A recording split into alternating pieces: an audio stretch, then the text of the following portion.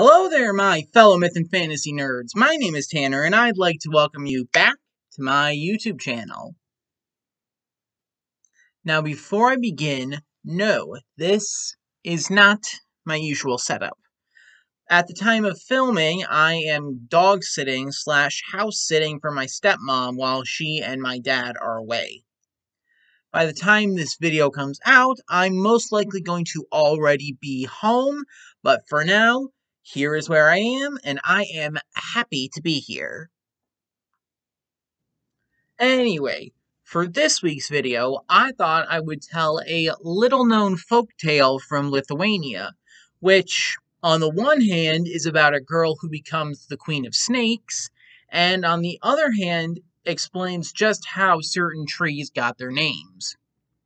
Now, minor content warning, there will be some parts of the story that get pretty graphic, so viewer discretion is highly advised. Also, fair warning, I do not speak Lithuanian, so I apologize in advance for most likely butchering some of the pronunciations.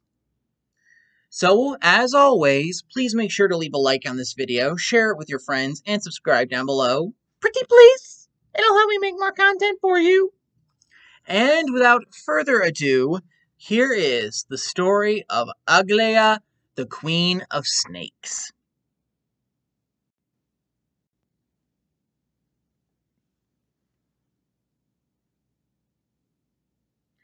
Once upon a time, in a faraway land, 3 maidens, the daughters of a poor farmer, were bathing in a river. While they were bathing, they soon discovered that a small grass snake had hidden in one of their blouses that was resting on the bank. The blouse belonged to the youngest of the maidens, Eglė. Excuse me, Mr. Snake, she said. How she knew the snake was male, I don't know. May I please have my blouse back? Of course, the snake replied.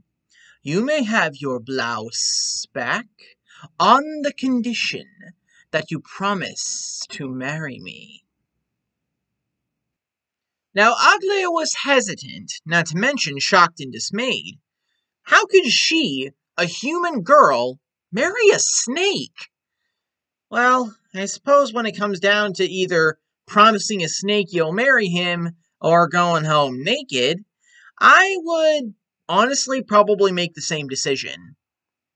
With the promise of marriage, the snake slithered away, and the 3 sisters packed up their stuff and left. A few days later, Eglė hoped that the snake probably forgot about their bargain. However, she soon heard her father shout, "Eglė, come quick!" She ran to her father, and to her shock and horror, thousands upon thousands of snakes slithered to the house, bringing with them a carriage decorated for a proper wedding. We have come to bring Eglė to our master, her husband, the snakes hissed. Eglė and her family weren't sure how to go about this. Eglė certainly didn't think she'd actually have to fulfill her promise to the snake, and her family weren't too happy about the idea of their daughter / sister marrying a snake. With some quick thinking, they dressed up the family goose in some of Eglė's clothes and presented it to the snakes. I guess snakes don't really have great eyesight because they took the goose and drove away. Now, Eglė would have been in the clear were it not for a nosy cuckoo bird. "Fools and idiots," the cuckoo said to the snakes. "That's not the girl you think you're carrying. That's a goose." Annoyed, the snakes turned around, went back to the farmer's house, and demanded they hand over Eglė. Once again, Eglė and her family tried to trick the snakes by dressing up one of their sheep and presenting it as Eglė. I say tried because, again, the cuckoo bird just could not help tattling. "Oh, and they say I'm the bird brain," it said. "That's still not the girl you want. That's a sheep." Now the snakes were upset. They turned back around and once again demanded Eglė's cooperation. Eglė's family tried the same trick again, but instead of a sheep or a goose, they used the family cow. But that busybody of a cuckoo just had to spoil it again. "Seriously, even a bat could see that that's not the girl you want. Only instead of a goose or a sheep, they used a cow." Oh, now the snakes were well and truly ticked. "Our master has dominion over the life-giving rain," they said to Eglė and her family. "If you do not give us his bride, then you shall suffer terrible flooding, followed by severe drought, followed by terrible famine." At this, Eglė decided enough was enough. "Fine, you have me. Take me to my groom, just spare my family." After saying her goodbyes, Eglė hopped into her bridal carriage, and the serpents led her procession to the ocean. There, standing amongst the waves, was, in fact, not the snake she was expecting, but a very handsome man. "Greetings, my dear Eglė," the man said to her. "I am Zilvinas, king of snakes, and your husband-to-be." Zilvinas and his snakes led Eglė to the palace, which just happened to be located under the ocean, and was made from coral, amber, and pieces of sea glass. It was there that Eglė and Zilvinas were married and started their new life together. After a time, Eglė found she was quite happy to be the queen of all snakes, and she and her new husband, the king, lived quite happily together. Time passed, and soon Eglė bore Zilvinas 4 children. 3 princes, Azuolas, Uosis, and Berzas, and 1 daughter, Drabulea. Unfortunately, as time grew on, Eglė found herself missing her family. She also wished they could meet her children, their niece, nephews, and grandchildren. She begged and pleaded that her husband grant his permission to visit them, and he refused. For a while, anyway. But he couldn't resist the cute face she kept giving him, so he said, "Fine, if you can take this silk and spin it into a thread, I'll let you visit your family." Eglė took the silk she was given and started spinning it. She spun and spun and spun, but the silken thread just kept getting longer and longer and longer. She wasn't sure what was going on, so she took the silk thread to her mother-in-law, who was a well-known sorceress. "Dearest mother-in-law, how can I finish spinning the silk thread?" "Simple, my dear. Just take the bundle you just made and throw it into the oven. When you do this, you shall be able to finish the thread." Eglė did as she was told, and when she threw the thread into the oven, the bundle transformed into a toad in the flames. And, as it turns out, the toad was the one producing the silk. How a toad could produce silk, I have no idea. Maybe he had some spider in him? I don't know. Anyway, Eglė went back to her husband and asked again if she could go back. He replied with, Fine, you may go. But first, can you break these in for me? Sylvanas gave her a pair of boots made entirely of metal. Wear these down, and I'll let you go visit your family.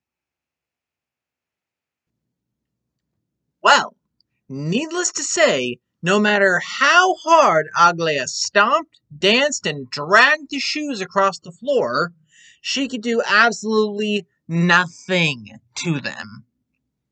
So, just like last time, she went to visit her mother-in-law and asked her what she should do. Very simple, my dear. There's a blacksmith shop not too far from here. Simply take these boots to the blacksmith and ask to have them worn down in the furnace. Aglaia did as she was told once again, and sure enough, in a few days the shoes were worn down.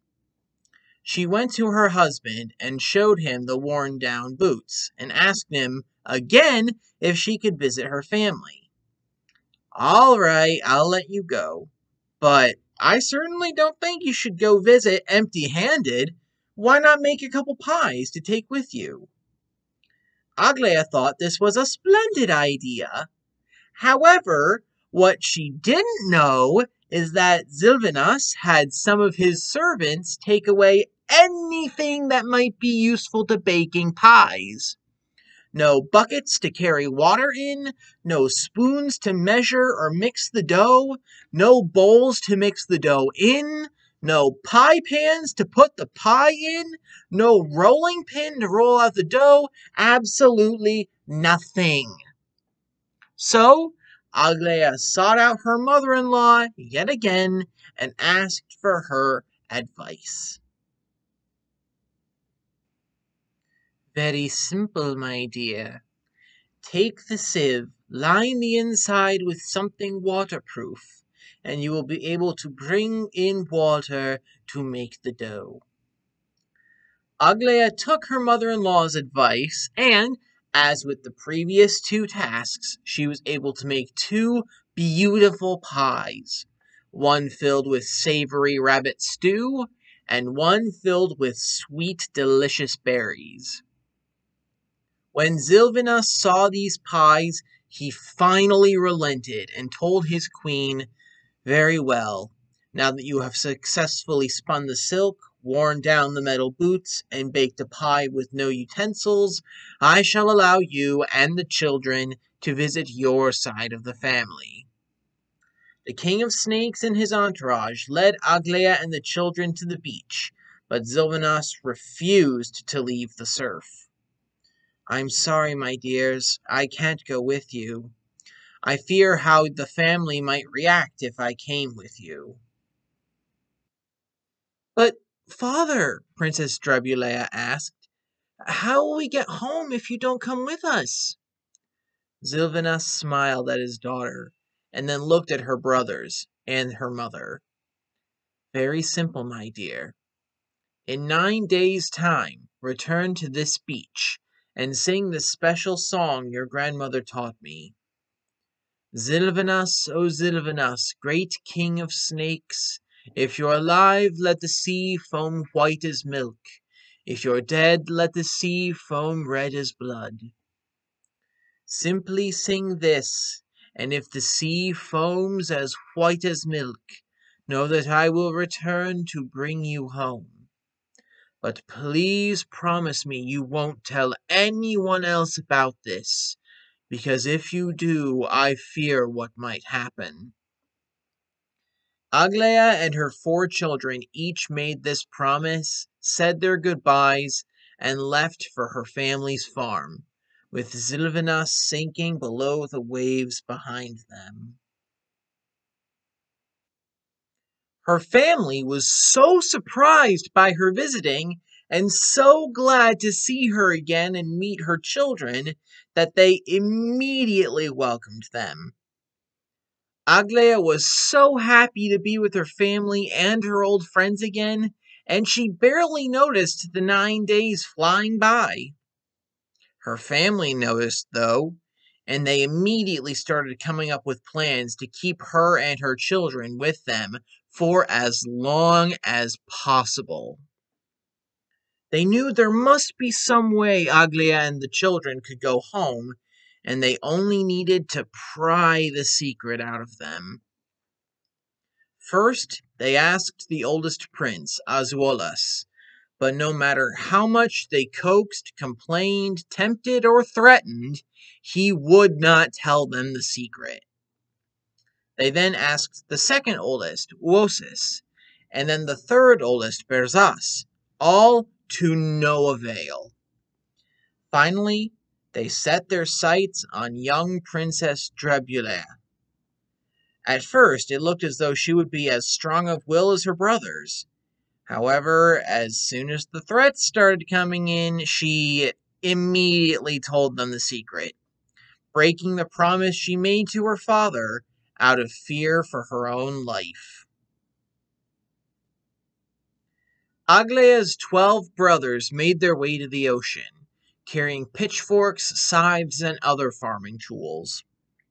Standing in the surf, they sang the song their niece taught them.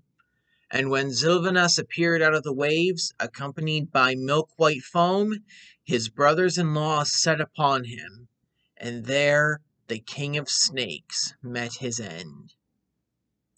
When the 9 days were over, Aglaya and her children said their goodbyes to her family and made their way to the ocean, where they stood in the surf and sang the special song. However, instead of the milk-white foam they were expecting, the sea turned bright red. Aglaya, shocked and anguished, knelt down and began to weep. While she and her children mourned, they heard a familiar voice on the wind. "Aglaya," said the voice, "your brothers came and killed me with scythes, pitchforks, and other farming tools. They threatened our children, and though our son stood strong and kept the secret, our daughter broke her promise and told them everything." When she heard this, Aglaya was, understandably, distraught. She turned to her daughter and said, "You shall become an aspen tree, as you've been named. May the wind pull at your hair and the rain wash out your mouth."